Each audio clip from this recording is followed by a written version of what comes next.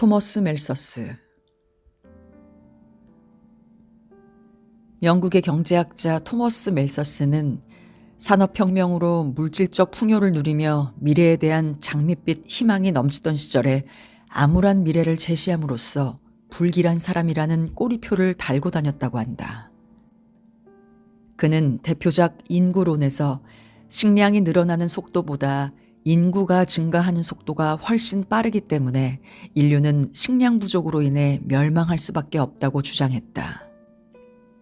왜냐하면 사람들의 강한 성욕으로 인해 인구는 25년마다 기하급수적으로 증가하지만 식량은 유감스럽게도 25년마다 산술급수적으로 증가하기 때문이다. 결국 인구의 증가는 빈곤으로 연결될 수밖에 없는데 빈곤이 바로 인구수를 조절하는 자연의 법칙이라는 것이다.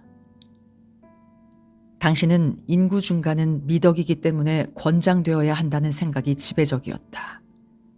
자녀가 많다는 것은 노후 준비에도 유리했을 뿐만 아니라 경제가 지속적으로 성장하기 위해서도 인구는 계속해서 늘어날 필요가 있었기 때문이다. 그러므로 이대로 인구가 계속 증가하다가는 인류는 식량 부족으로 결국 파국에 이를 것이라는 그의 주장은 당시 사람들에게 매우 충격으로 다가왔다. 그는 이러한 문제점을 극복하기 위해 식량 생산 수준에 맞추어 인구수를 조절해야 한다고 주장했다.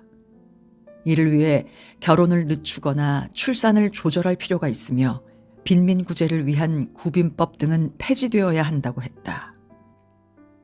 이러한 제도로 인해 경제적 능력이 없는 사람들조차 결혼하고 애를 낳을 것이고 인구 증가는 식량 부족으로 이어져 식량 가격은 오를 수밖에 없기 때문이다.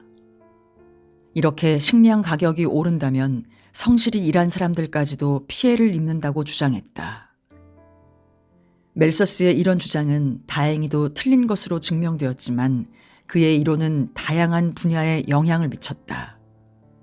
찰스 다윈은 이 책을 통해 생존 경쟁의 개념을 생각하게 되었고 1970년대에 등장한 로마 클럽은 인구를 억제하고 환경 오염을 줄이지 않는다면 인류의 성장은 곧 한계에 부딪힐 것이라고 경고하기도 했다.